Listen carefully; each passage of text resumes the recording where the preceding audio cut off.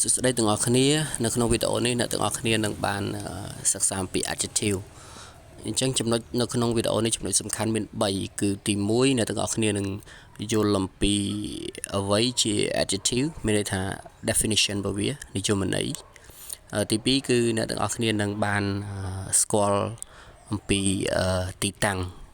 ដែលគេប្រើ adjective តើ adjective ដាក់នៅឈរផ្នែកខាងណានៃនាមហើយទី3គឺអ្នកទាំងអស់គ្នានឹងបានសិក្សាអំពីទម្រង់របស់ adjective តើ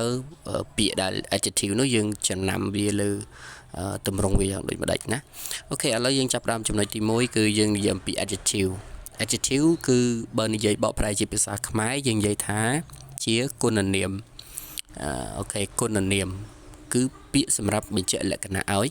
នាមដែលភាសាអង់គ្លេសកន្លែងនេះគេដាក់ថា adjective is a part of speech that modifies or describes a noun or pronoun ណាគឺ modify ឬក៏ describe មានន័យថាបញ្ជាក់លក្ខណៈឬក៏ពិពណ៌នាឲ្យនាមឬក៏ឲ្យសព្វនាមមួយ an adjective is one of the 8 part of speech ណាអញ្ចឹង part of speech មានឋានៈពាក្យនៅក្នុងភាសាអង់គ្លេសមានចំនួន8នៅក្នុងនោះ adjective ក៏ជាផ្នែកមួយនៃ part of speech ហ្នឹងដែរអូខេគេដាក់ថា an adjective is a word that tells us more about a noun គេថាគុណនាមមួយគឺជាពាក្យមួយដែលប្រាប់យើងយ៉ាងច្រើនអំពីនាមមួយណា it describe or modify a noun វាពណ៌នាឬក៏បញ្ជាក់លក្ខណៈឲ្យនាមនៅក្នុងវងកញ្ចក់គេដាក់ថា a big dog was hungry ណាឆ្កែដ៏ធំមួយឃ្លានគឺឃ្លាន in this example the adjective is bold and the noun that is modifier is italics អូខេក្នុងឧទាហរណ៍ខាងក្រោមយើងមើលក្នុងឧទាហរណ៍ខាងក្រោម an adjective often come before noun ណា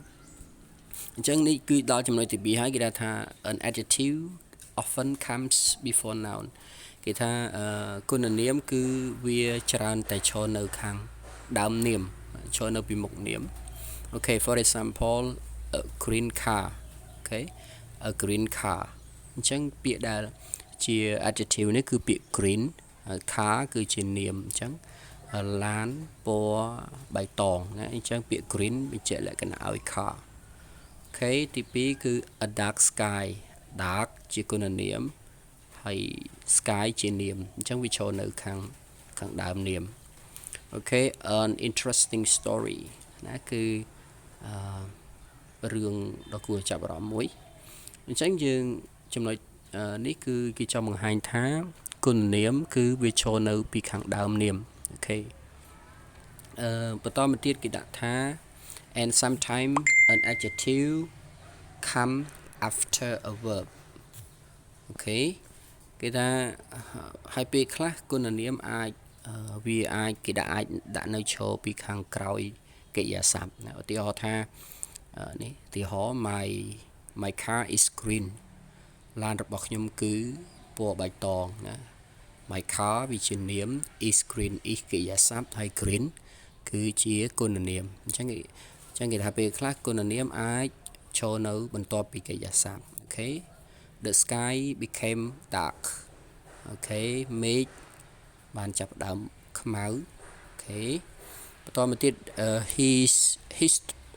his story seem interesting ណាអញ្ចឹង his story នេះជានាម seem គឺជាកិរិយាសព្ទហើយ interesting គឺជាគុណនាមអូខេចំណុចបន្ទាប់គេដាក់ថា but adjectives can also modify pronouns she is beautiful look at this example អញ្ចឹងគុណនាមក៏អាចបញ្ជាក់លក្ខណៈឲ្យសព្វនាមបានដែរណាជាសព្វនាមយើងមាន are you with he she it ហ្នឹងឧទាហរណ៍នៅក្នុងនេះគេដាក់ថា she is beautiful អញ្ចឹងនាងគឺស្រស់ស្អាតអញ្ចឹងដូចជាពាក្យថា they were empty អញ្ចឹង pronoun មួយណាគឺពាក្យថា they ជា pronoun they were empty I thought it seemed strange ចឹងពាក្យណាជាគុណនាមពួកយើងគឺពាក្យ strange ណា Those are not expensive គឺពាក្យ expensive វាជាគុណនាមយើងមើលបន្តអូខេ note that we can often use two or more adjectives together គឺថាយើងឲ្យយើងចំណាំថាពួកយើងក៏អាចប្រើគុណនាមចាប់ពី2ឡើងទៅដែរចានិយាយថានាមមួយយើងអាចប្រើគុណនាមចំនួន2ឬក៏ច្រើនដើម្បីបញ្ជាក់លក្ខណៈឲ្យនាមតែមួយអូខេ For example a beautiful young French lady អញ្ចឹងយើងមើលពាក្យ lady នេះគឺជាអីគឺជានាមប៉ុន្តែយើងមានគុណនាមបញ្ជាក់លក្ខណៈឲ្យពាក្យថា lady នឹងមានពាក្យ beautiful ពាក្យ young ពាក្យ French អូខេអញ្ចឹងអានឹងមានន័យថាគុណនាម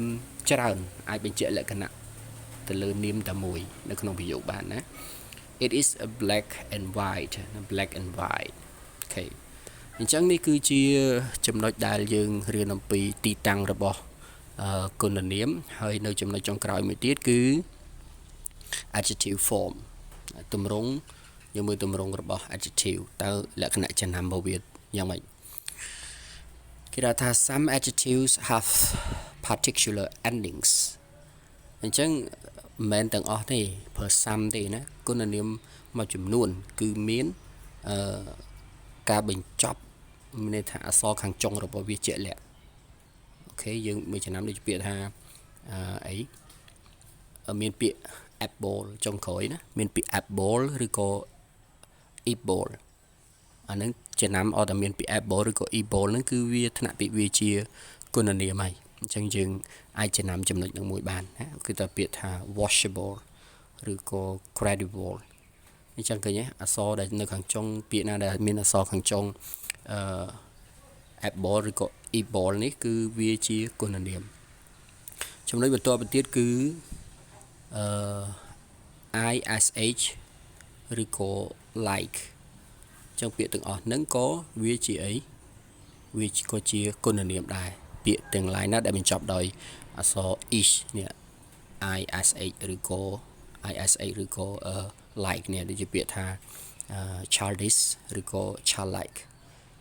អាហ្នឹងគឺជាគុណនាមឲ្យពាក្យទាំងអស់ហ្នឹងមួយទៀតចំណុចបន្តទៅទៀតគឺពាក្យដែលបញ្ចប់ដោយពាក្យថា full f u r ឬក៏ less ពាក្យទាំងអស់ហ្នឹងless ហ្នឹងគឺ full ឬក៏ less ហ្នឹងគឺមានន័យថាវាជាគុណនាមដែរឧទាហរណ៍ពាក្យថា careful ឬក៏ careless អញ្ចឹងអត់តែឃើញចំណាំពាក្យថា full ឬក៏ less ចុងក្រោយហ្នឹងគឺមានន័យថាវាជាគុណនាមអូខេស្រួលចាំទេបន្តមកទៀតគឺ